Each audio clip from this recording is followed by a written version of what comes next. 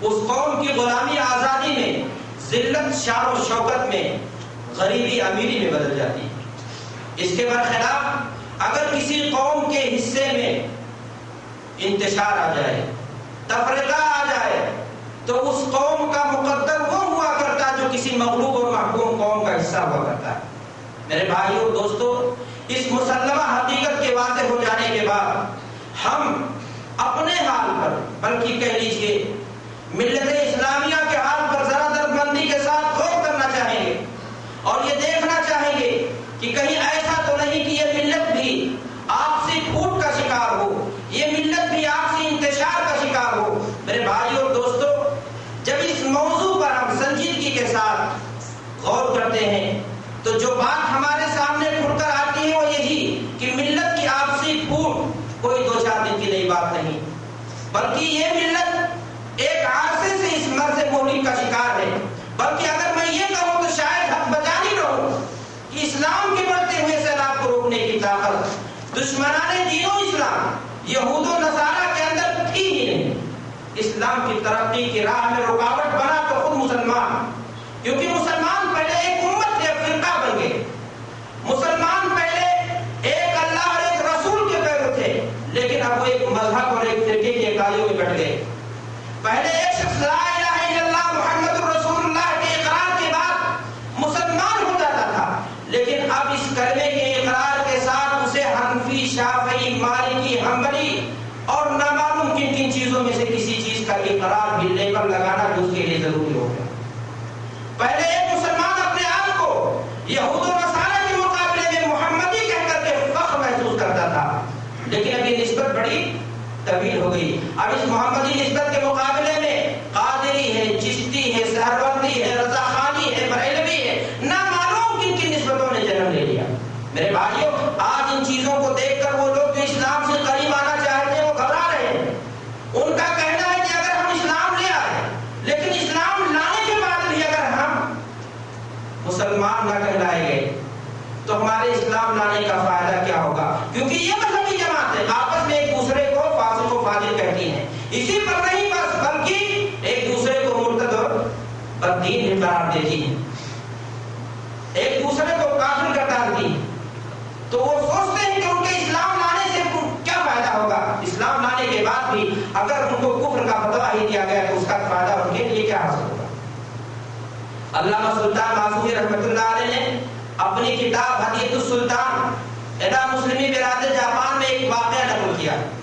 ایک کتاب ہے علامہ سلطان معصومی کی، انہوں نے اس کتاب کے اندر کے واقعہ نقل کیا جس کا خلاصہ نچوڑ میں آپ کے سامنے رکھنا چاہتا ہوں۔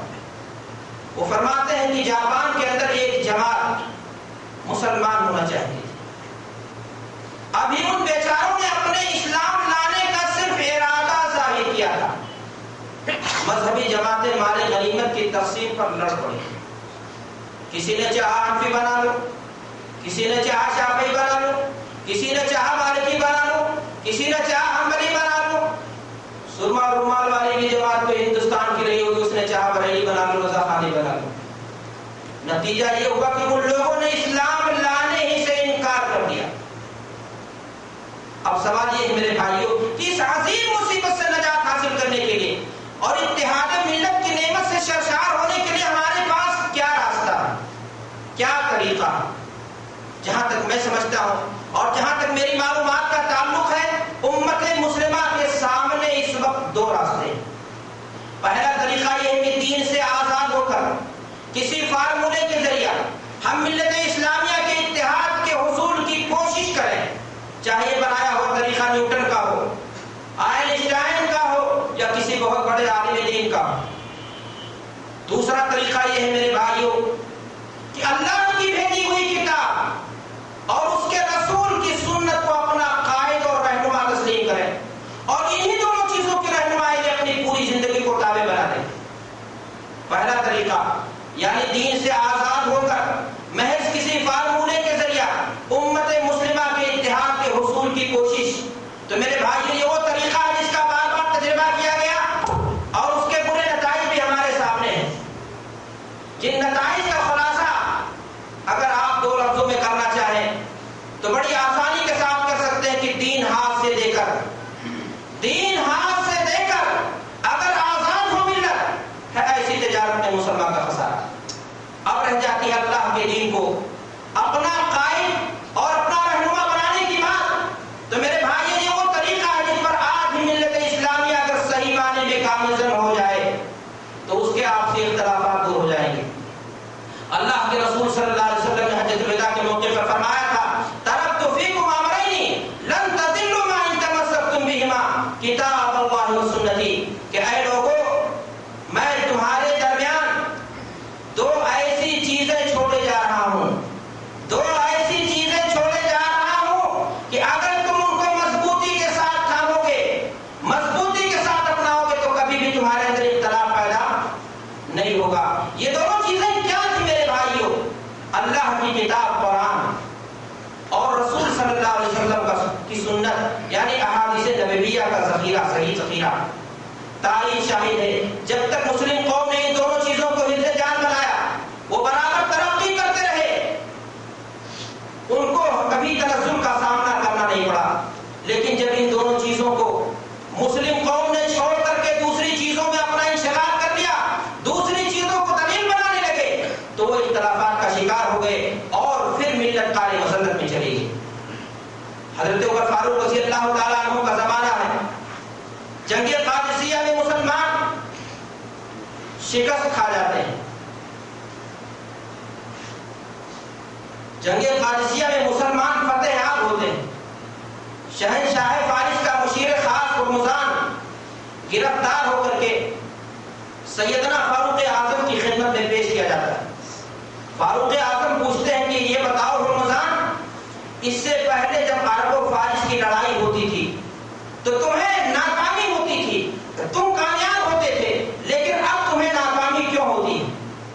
ہرمزان نے اس پر ایک ایسی حقیقت حضرت عمر فاروق رضی اللہ تعالیٰ عنہ کے سامنے رکھی اور کہا، اے امیر المومنین، پہلے مسلمان اکیلے لڑتے تھے، پہلے عرب اکیلے لڑتے تھے، لیکن اب ان کا خدا بھی ان کے ساتھ ہے، ان کا رب بھی ان کے ساتھ ہے۔ کہا مطلب کیا ہوا؟ کہا مطلب یہ ہے کہ مسلمان جس کتاب کے پیرو ہے وہ اللہ کی کتاب ہے، اس لیے اللہ کی نصرت ان کے ساتھ ہوگی، اس لیے مسلمان فتح یاب ہو رہے ہیں۔ میرے بھائیو، سوال یہ ہے کہ اللہ کی وہ نصرت ہمارے ساتھ کیوں نہیں؟ جواب بالکل واضح ہے کہ زمانے کے گزرنے کے ساتھ ساتھ قرآن مجید سے جو تعلق ہمارا ہونا چاہیے تھا، وہ تعلق ہمارا آج کمزور پڑ گیا۔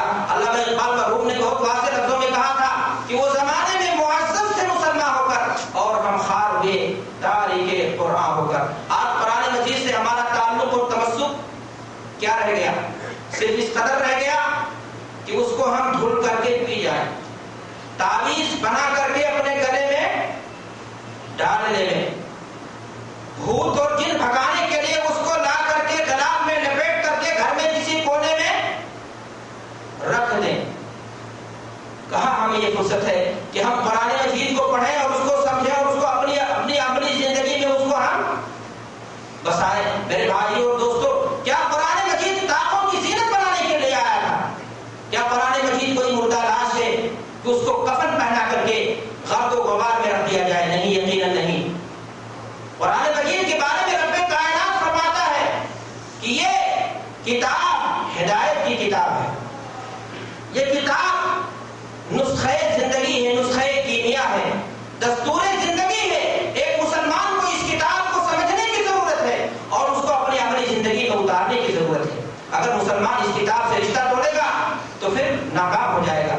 اللہ کے رسول صلی اللہ علیہ وسلم فرماتے ہیں، ان اللہ یرفع بهذا الكتاب اقواما ويدع به آخرین، کہ اللہ تبارک و تعالی اس کتاب کے ذریعہ قوموں کو بلندی عطا کرتا ہے اور قوموں کو ذلیل اور رسوا بھی کر دیتا ہے۔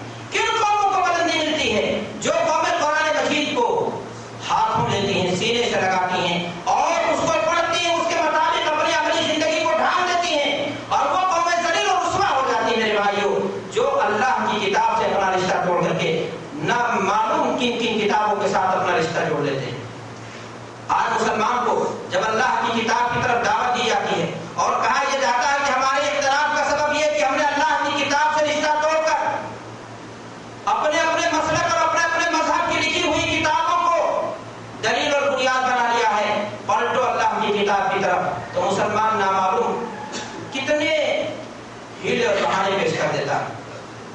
آج لوگ یہاں تک کہنے سے گریز نہیں کرتے کہ قرآن مجید ہمارے سمجھ کی چیز نہیں ہے. میرے بھائیوں، قرآن مجید اپنے بارے میں کیا کہتا ہے؟ کتاب فصلت آیاتہ، یہ ایسی کتاب ہے جس کی آیتیں کھول کھول کر کے بیان کی جاتا ہے.